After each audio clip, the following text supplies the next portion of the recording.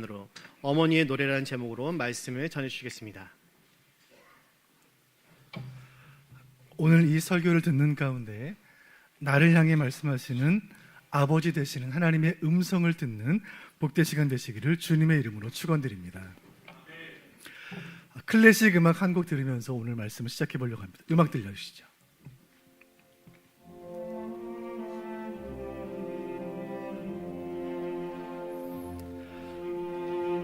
네, 어디선가 들어본 듯한 이 낯익은 멜로디는 모차르트의 자장가라고 불립니다. 네, 여기까지 하겠습니다. 네. 자, 이 아름다운 곡은 모차르트의 자장가라고 불리는데 실제로 모차르트가 작곡했는지는 분명하지는 않다고 해요.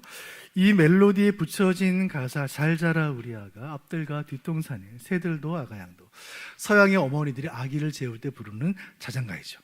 우리 한국 어머니들에게는 한국 자장가, K 자장가가 더 익숙할지 모르겠습니다.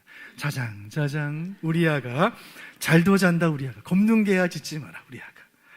지은이가 모차르트이건 이름 모를 한국의 어머니이건 자장가는 아기를 평안하게 잠들게 하는 위대한 노래임은 분명합니다. 어머니가 부르고 아기가 듣는 이 노래는 유일한 청중을 향한 공연이요 한 사람을 향한 콘서트이며 가장 고요하고 진실된 노래이죠. 어디 자장가뿐일까요? 우리는 어머니로부터 모든 것을 배웠습니다. 우리가 처음 들은 노래는 어머니의 자장가요. 우리가 처음 먹은 음식은 어머니의 젖이었습니다. 우리는 어머니 손 붙잡고 걸음마를 배웠고 어머니에게 말을 배웠고 어머니에게 숟가락질을 배웠어요. 여기에 인생의 지혜가 있는데 아이가 생존하기 위해서는 어머니가 꼭 필요하다는 것입니다. 이것이 인생 최초의 교훈이며 인생 최고의 교훈이라는 사실을 어른이 된 지금 가슴 절절히 깨닫게 되는 것이죠.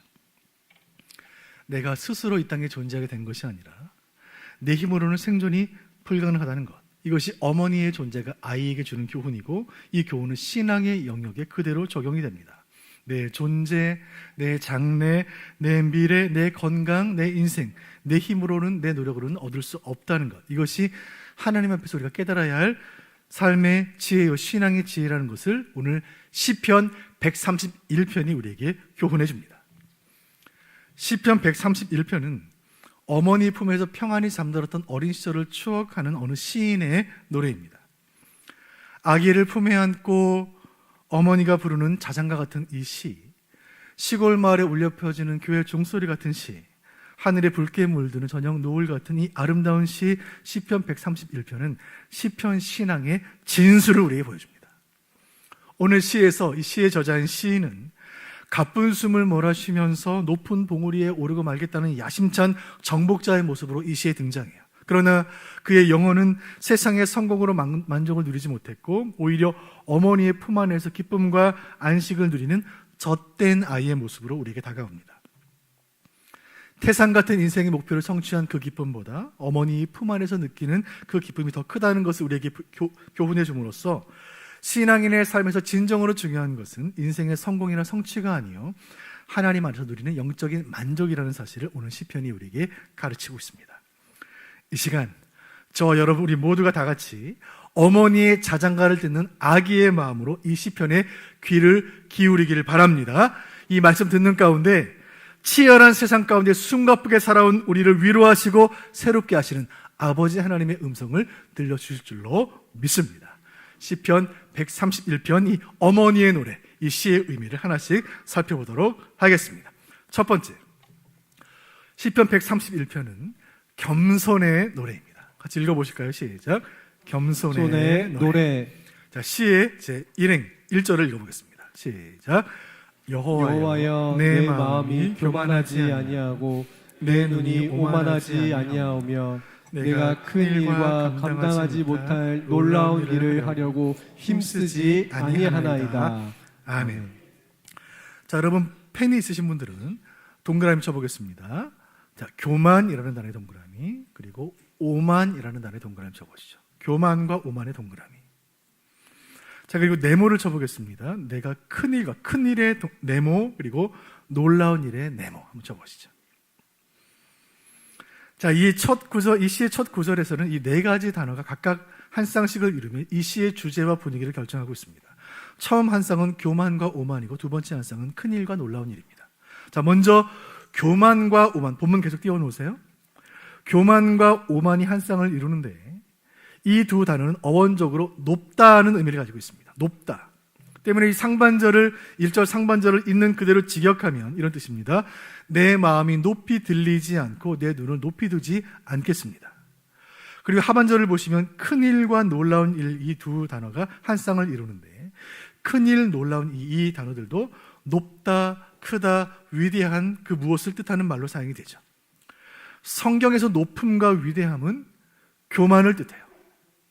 마음이 높다는 것은 하나님의 통치를 거부하는 교만한 마음을 뜻하고, 눈을 높이 치켜뜨는 것은 상대에게 복종하지 않고 적개심을 품는다는 교만한 마음을 품었다는 의미죠. 즉 1절에 등장하는 4개의 단어는 모두 교만을 뜻해요. 여러분, 세상에서 참 쉬운 일은 교만해지는 것입니다. 정말 어려운 일은 겸손해지는 거예요. 겸손해지기 위해서는 뼈를 깎는 노력이 필요하지만 교만해지려면 가만히 있어도 저절로 그렇게 됩니다. 교만은 척박한 땅이나 비옥한 땅을 가리지 않고 어디서나 잘 자는 잡초와도 같아요. 교만은 놀이동산에 아이가 손에 들고 있는 풍선과도 같아서 잠시 손을 놓는 그 순간 하늘 높이 올라가는 거예요.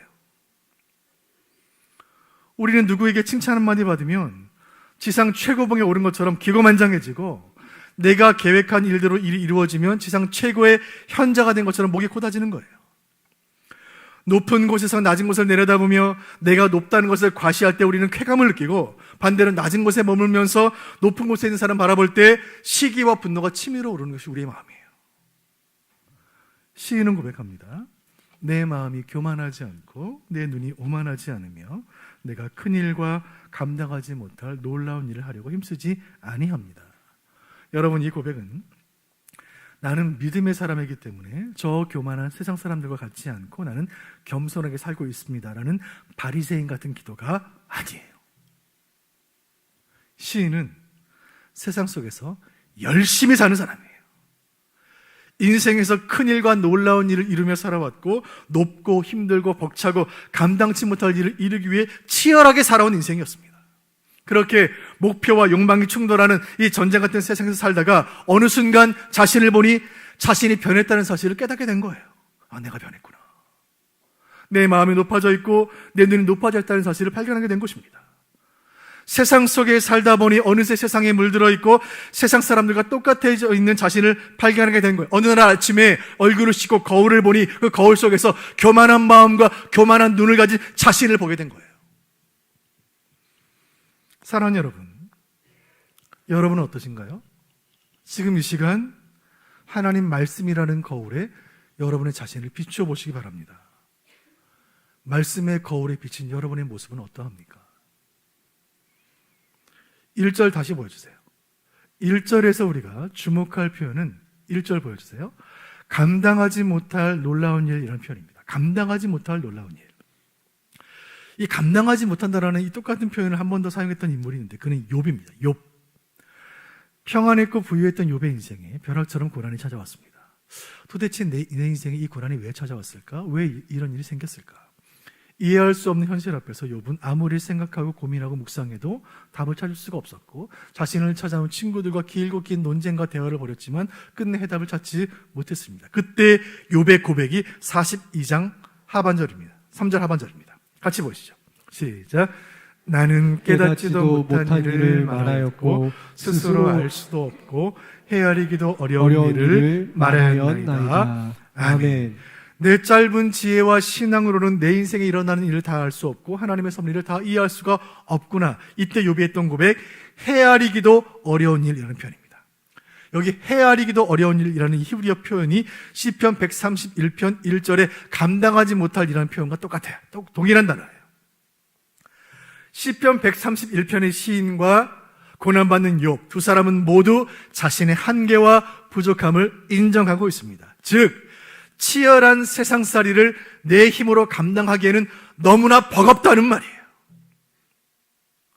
여러분, 세상살이가 감당할 만하십니까? 아침에 집을 나설 때 내 힘으로 뭔가 이룰 수 있을 것이라 야심차게 하루를 시작하지만 저녁에 집에 돌아올 때 여전히 높기만 한 세상의 벽에 부딪혀 내 한계를 인정하게 되는 것이 우리 인생 아닙니까? 2023년을 시작하며 신년주일에 대단한 목표와 비전을 세웠지만 이제 한 장밖에 남지 않은 달력을 보며 야, 정말 세상은 내 힘으로 감당하기 어렵구나 고백하게 되는 것이 우리의 삶이에요. 오늘 시편 기자가 부르고 있는 이 겸손의 노래가 저와 여러분의 노래가 되기를 원합니다. 여호와여, 내 마음이 교만하지 않고 내 눈이 오만하지 않으며 내가 큰 일과 감당치 못할 놀라운 일을 하려고 힘쓰지 않겠습니다.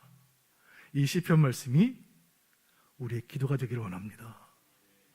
주님, 세상 속에 살다 보니 어느새 내 마음이 높아졌습니다. 내 눈이 높아졌습니다. 감당치 못할 세상 속에 살다 보니까 가족들에게 약한 모습 보이기 싫어서, 세상 사람들에게 부족한 모습 보이기 싫어서 강한 척, 있는 척하며 살았습니다. 세상 속에서 세상 사람들과 경쟁하며 살다 보니 세상에서 큰 일을 이루고 세상에서 놀라운 일을 이루고 아둥바둥거리며 살다 보니 내가 이 땅에 속한 세상 사람인지 내가 하늘에 속한 하나님의 백성인지 구별되지 않을 때가 많았습니다. 주님, 나를 불쌍히 여겨 주옵소서. 주여, 오늘 이 시편의 은혜가 나에게 그대로 임하여 이제 나는 저 높은 곳에 마음을 두지 않으며 내 눈을 헛하는 곳에 두지 않으며 겸손한 무릎으로 겸허한 시선으로 하나님 앞에 엎드리는 인생 되게 하여 주옵소서. 간절히 바라는 것은 이 말씀을 듣는 우리 모두는 세상에서 감당치 못할 큰 일을 이루는 것을 추구하는 인생이 아니라 하나님 앞에 납작 엎드려 나의 부족함과 한계를 인정하며 하나님 부으시는 은혜를 받아 누리는 겸손한 주의 백성들 모두가 되시기를 주님의 이름으로 축원드립니다. 시편 131편이 우리에게 주는 의미는 무엇인가? 그 두 번째는 이 노래는 평강의 노래입니다. 같이 읽어보실까요? 시작. 평강의 노래. 2절로 넘어가겠습니다. 2절이 시작되면 그 분위기와 정서가 1절과는 완전히 달라져요. 시인은 지금까지 살아왔던 인생과는 완전히 다른 삶의 방향을 2절에서 제시합니다. 자, 2절 같이 읽어보시죠. 시작. 실로 내가 내 영혼으로 고요하고 평온하게 하기를 아이가 그의 어머니 품에 있음 같게 하였나니 내 영혼이 젖된 아이와 같도다. 아멘. 시인은 자신의 인생의 새로운 방향을 젖된 아이라는 시어로 표현하고 있습니다. 2절 보시면 젖된 아이라는 말이 두 번이 나와요. 젖된 아이, 젖된 아이. weaned child. 여기서 구별해야 하는 것은 젖된 아이는 젖 먹는 아이와 다르다는 거예요. 사무엘서를 읽어보면 어린 사무엘이 태어나서 엄마 젖을 먹다가 젖된 후에 엄마의 품을 떠나 제사장 엘리의 집으로 갑니다. 젖된 아이는 엄마를 떨어질 수가 있는 거예요. 이사야서를 보면 젖 먹는 아이와 젖된 아이를 구별하고 있는데 이사야서 11장 8절 보겠습니다. 8절 다 같이 시작. 젖 먹는 아이가 독사의 구멍에서 장난하며 젖된 어린아이가 독사의 굴에 손을 넣을 것이라. 아멘. 여기 젖 먹는 아이는 infant, 젖된 어린아이는 young child이에요. 자, 젖 먹는 아이는 1시간마다 2시간마다 엄마 젖을 수시로 먹어야 하기 때문에 엄마 품을 잠시도 떠날 수 없는 아이예요. 반면 젖된 아이는 이제 어느 정도 자라서 엄마 모유를 더 이상 먹지 않고 이유식이나 다른 음식을 먹을 수 있는 아이, 즉 만 3살 정도가 되어서 엄마와 떨어질 수 있는 아이라는 뜻입니다. 자, 본문 2절을 보시면 2절 다시 보여주세요. 2절 보시면 젖된 아이가 어머니 품에서 평온을 누린다고 말합니다. 여러분, 젖된 아이가 어머니 품에 있다는 것은 젖 먹는 아이가 어머니 품에 있는 것과는 달라요. 젖 먹는 아이는 아직 너무 어려서 어머니 품을 떠나본 적이 없지만 조금 자란 젖된 아이는 어머니를 떠났다가 다시 품으로 돌아온 아이이기 때문에 감회가 다른 거예요. 젖된 아이의 평온함은 일하는 엄마 워킹맘이 어린아이를 출근길에 어린이집에 맡겼다가 퇴근길에 아이를 다시 만났을 때 아이가 엄마하고 달려와서 엄마 품에 안겼을 때 그때 아이가 엄마 품에서 느끼는 그 평온함을 뜻하는 말이에요. 젖된 아이의 평온함이에요. 2015년 겨울에 의정부의 한 아파트에 대형 화재가 발생한 적이 있습니다. 아파트가 다 불탔어요. 화염에 휩싸인 아파트에 119 구조대가 도착을 했습니다. 불길을 뚫고 소방관이 한 집안으로, 불타는 집안으로 들어갔을 때 한 어머니가 품에 안고 있던 아이를 소방관에게 넘겨주고 아이가 안전한 것을 확인하고 자리에 쓰러졌어요. 바닥에 쓰러졌어요. 엄마 품에 안겨있던 이 5살 아이는 구조대원들에게 무사히 구조됐지만 이 어머니 나모 씨는 온몸에 70도 화상을 입고 중환자실로 옮겨졌지만 결국 사망했습니다. 그 어머니 나이 24살이었어요. 19살의 아이를 낳아 아빠 없이 키우던 이 젊은 엄마는 어쩌면 자기의 인생을 고생길로 바꿔버린 그 아들을 너무 사랑했고 마지막 순간까지 자기 생명으로 아들을 지켰습니다. 여러분, 이 젊은 엄마의 이야기가 주는 교훈이 있습니다. 어머니 품에 있는 아기는 안전합니다. 불타는 아파트에 갇혀 있어도 어머니 품에 있으면 아기는 안전해요. 버스가 사고가 나서 계곡 아래로 굴러도 어머니 품에 있으면 아이는 안전해요. 엄마 나이가 아무리 어려도, 어머니 나이가 아무리 많아도 어머니는 아이를 지켜요. 세상은 큰일 하는 사람들에게 박수를 보내고 큰일 못하는 사람들은 무시합니다. 세상은 높은 봉우리에 오르는 사람들을 칭찬하지만 낮은 삶을 사는 사람들은 멸시해요. 하지만 어머니는 내 아들을 존재 자체로 기뻐하고 내 딸을 있는 그대로 사랑해요. 그래서 자녀는 어머니 품에서 비로소 완전한 고요를 누리고 한없는 평안을 누리는 것입니다. 오늘 시편 131편은 어머니 품을 떠났다가 다시 그 품으로 돌아온 아들의 이야기예요. 세상에서 성공하려고 출세하려고 집을 떠난 아들의 이야기예요. 인생의 높은 봉우리에 오르려고, 돈 많이 벌려고, 세상에 내 이름 알리려고 싶어서 아둥바둥거리며 살던 그 아들. 그렇게 세상에서 잘난 사람들, 똑똑한 사람들, 힘 있는 사람들과 어깨를 부딪히며 경쟁하며 살다 보니까 어느새 세상에 물들고 세상에 동화되어 스스로 높아지고 스스로 대단한 척하며 나보다 높은 사람 만나면 시기하고 나보다 못한 사람 만나면 무시하며 그렇게 교만한 마음과 오만한 눈으로 세상을 살다가 인생에 어려움 당하고 실패를 당하고 믿었던 사람들에게 배신당하고 낙심하고 이리 치이고 저리 치이고 만신창이가 되어 빈손으로 고향으로 돌아온 그 아들의 이야기예요. 차마 어머니 볼낯이 없어서 주저하며 망설이며 고향으로 돌아오는 그 아들을 먼 발치에서 알아보고 달려나와 품에 안아주신 그 어머니가 말없이 차려주신 그 따뜻한 밥상 앞에서 숟가락을 들고 목이 메이는 아들의 이야기예요. 그 대단했던 사람들 틈에서 인생 성공을 위해 숨가쁘게 살아가던 시절에는 한 번도 느껴보지 못했던 그 마음의 평안을 어머니 품에서 비로소 느끼게 된 아들의 노래예요. 여러분, 그렇다면 이 시편 131편은 저의 노래예요. 여러분의 노래가 아닙니까? 여러분, 지난 일주일 어떻게 살아오셨어요? 전쟁 같은 세상 속에서 하루하루 살얼음판 같은 심정으로 살지 않았습니까? 세상에서, 일터에서, 직장에서, 병든 가족의 곁에서, 힘들어하는 아이 곁에서 얼마나 수고 많으셨습니까? 여러분, 지난 인생길 어떻게 살아오셨어요? 세상에서 무시당하지 않으려고, 뒤처지지 않으려고, 세상 사람들이 말하는 큰일, 세상이 말하는 놀라운 일을 하려고 아둥바둥거리며 살아온 우리 인생이 아니겠습니까? 이 시간, 하나님 말씀을 듣는 이 시간, 고향집 안방에 어머니가 말없이 차려주신 밥상 같은 이 영혼의 식탁 앞에서, 주일 강단 앞에서 말씀이 선포되는 이 시간, 참 평강을 누리시기를 주님의 이름으로 축원드립니다. 이 시간, 세상은 줄 수도 없고 세상은 알 수도 없는 영혼의 깊은 만족과 안식을 누리시기를 주님의 이름으로 축원드립니다. 주일마다 우리가 하나님 앞에 나올 때 아버지 되시는 하나님은 우리에게 아무것도 묻지 않으세요. 지난 한 주간 얼마나 대단한 일을 했는지, 얼마나 많은 돈을 벌었는지, 얼마나 높은 자리까지 올라갔는지 하나님 묻지 않으세요. 사업이 망하고 고향에 돌아와도, 중병에 걸려 고향에 돌아와도, 빈손으로 어머니 집을 찾아도 아버지는 아무런 타박을 하지 않으시는 거예요. 사랑하는 성도 여러분, 이 시간 사랑하는 아버지 품에 안기시기를 주님의 이름으로 축원드립니다. 세상에서 힘든 일을 겪고 세상에서 상처받고 엄마 품에 안겨서 울다가 잠든 아이의 모습은 엄마 없이는 나는 살 수 없다는 겸손한 고백인 것입니다. 하나님 품에 안긴 성도의 모습은 나는 하나님 없이 아무것도 못한다는, 나는 영적인 파산자라는 자기 고백인 거예요. 파산자가 회생할 수 있는 방법은 내가 파산했다는 것을 인정하는 거예요. 주님, 나는 영적으로 파산했습니다. 나는 스스로를 구원할 방법이 전혀 없습니다. 절망의 감옥에 던져져 있던 나에게 들려온 복된 소식이 있으니 하나님의 아들 예수 그리스도의 피가 나를 살렸노라. 이제 나는 영적인 파산자가 아니라 하나님의 자녀요 하늘 기업을 소유한 친백성이 되었노라. 태아가 탯줄로 모태와 연결되어 있는 것처럼 우리는 하나님의 은혜와 연결되어 하나님의 은혜를 공급받아야지만 살아갈 수 있는 존재임을 겸손히 고백할 때 비로소 구원의 은총이 우리에게 임한다는 것, 이것이 성경 전체가 우리 가르치는 교훈이에요.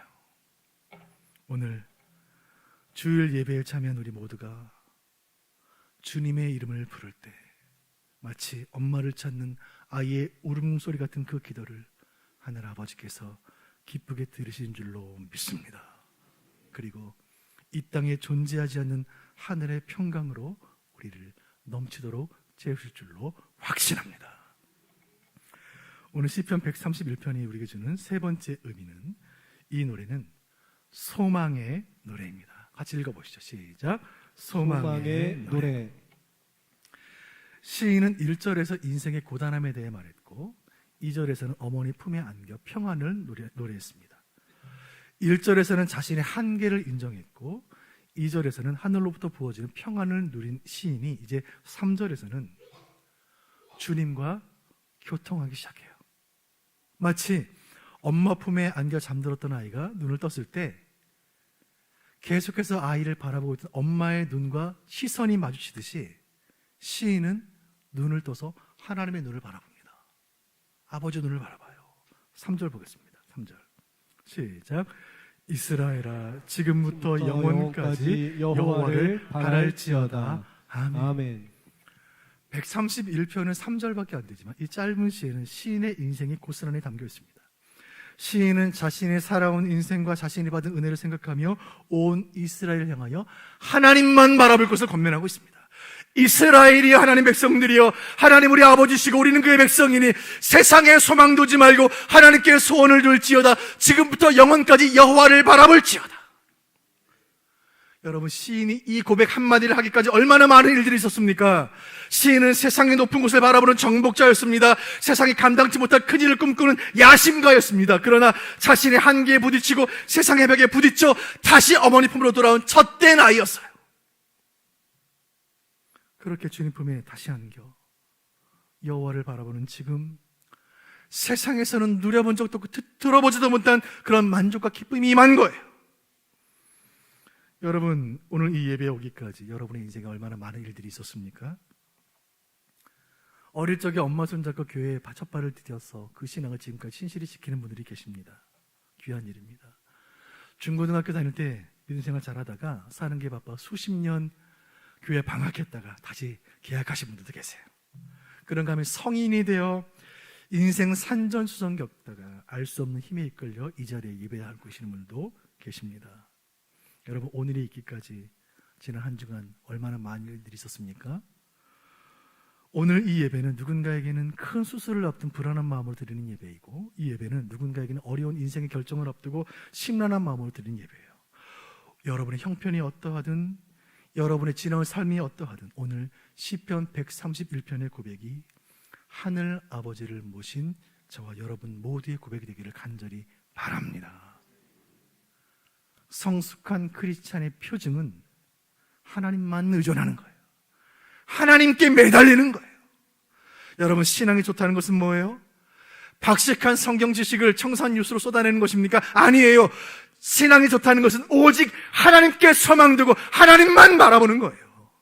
믿음 생활 잘한다는 것은 무엇인가요? 교회 모든 예배, 모든 활동에 다 참여한다는 뜻입니까? 그것은 귀한 일입니다. 그러나 믿음 생활 잘한다는 것은 아빠 손 꼭 잡은 아이처럼, 엄마 뒤에 꼭 붙어있는 아이처럼 주님께 매달린다는 거예요. 성도 여러분, 이 시간 엄마 품에 안긴 아이처럼 하나님과 눈을 맞추시길 바랍니다. 이스라엘아 지금부터 영원까지 하나님만 바라볼지어다. 하나님 안에서 소망을 노래하는 이 시인의 노래가 우리 모두의 노래가 되어 오직 하나님을 나의 소망으로 고백하며 여호와를 나의 비전으로 노래하는 저와 여러분 되시기를 주님의 이름으로 축원드립니다. 말씀을 정리합니다. 오늘 설교의 모든 결론을 이 하나의 고백으로 정리하기를 원해요. 같이 읽어보시죠. 시작. 다시 주님 품에 안기게 하소서. 아멘. 지난 주 중에 교회 장례가 몇 건 있었습니다. 그 중에 한 장례는 우리 교회 개척 당시부터 신실하게 섬겨오신 한 권사님의 장례식이었습니다. 권사님 사랑하고 존경하는 많은 분들이 3일간 장례에 함께 참여해 주셨어요. 제가 장례 예배를 인도하는데 유가족 가운데 한 아들이 하염없이 우는 거예요. 하염없이 우는 거예요. 그 울음소리가 제 귓가에 계속 들리는 거예요. 저는 예배를 인도하면서 눈이 붉어지도록 펑펑 우는 아들을 보며 생각했습니다. 야, 이 땅에서 어머니와 헤어지는 마지막 순간 저 아들은 지금 어머니 품에 안겨 있구나. 나에게 생명 주신 어머니, 나에게 믿음 주신 어머니, 내가 살아갈 힘을 주셨던 어머니, 나를 이 땅에 보내시고 하나님 내게 구원을 은총을 베푸신 그 일에 축복의 통로가 되신 어머니, 나를 위해 평생 기도하신 어머니, 이제 저 장성한 저 아들이 지금 이 순간 어린아이가 되어 엄마 품에 안겨 있구나. 사랑하는 성도 여러분, 저때 나이가 잠시 엄마 떠났다가 다시 엄마 품에 돌아오는 것처럼 이 시간 다시 주님 품에 안기는 저와 여러분 되시기를 주님의 이름으로 축원드립니다. 우리가 주님 품에 안겨야 하는 이유는 다시 세상으로 가야 하기 때문이에요. 주님 품이 좋사오니, 여기가 좋사오니, 교회가 좋사오니, 교회 안에서, 예배당 안에서, 주님 품 안에서 예수 잘 믿는 사람들끼리, 착한 사람끼리, 친한 사람끼리 그렇게 계속 모여있으면 그것은 교회가 아니에요. 주일에 교회가 모이는 이유는 월요일에 세상으로 흩어지기 위함이에요. 예수님 말씀하시기를 너희는 세상의 소금이라 하셨고 세상의 빛이라 하셨습니다. 왜요? 세상이 부패했기 때문이고 세상이 어둡기 때문이에요.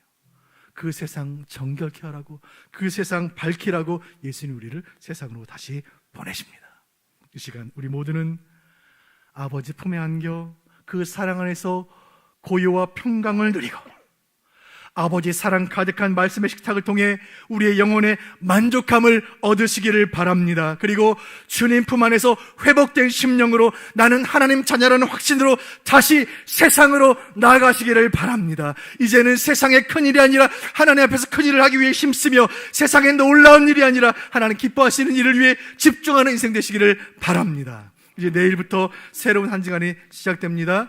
2023년을 마무리할 12월이 시작이 됩니다.